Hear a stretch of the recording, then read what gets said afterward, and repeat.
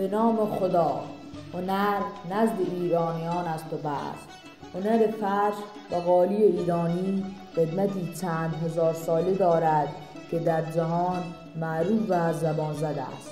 فرش‌های دستباف ایرانی در مهمانسراها، خانه‌های قدیم و جدید به چشم می‌خورد.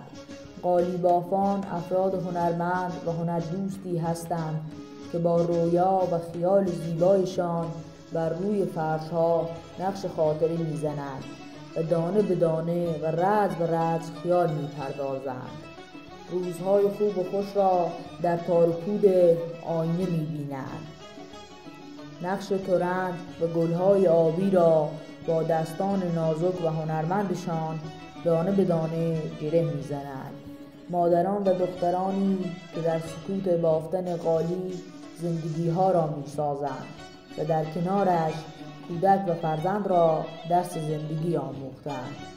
قالی را که خوب نگاه کنیم همه گل‌ها و نقش‌هایش با انسان سخن می‌گوید.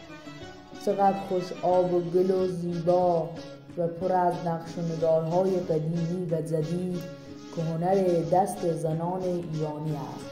این زنان بسیار توانمند و هنرمند هستند. این هنر زیبای ایرانی را نقش خاطره می‌زنیم تا به دست آیندگان برسد.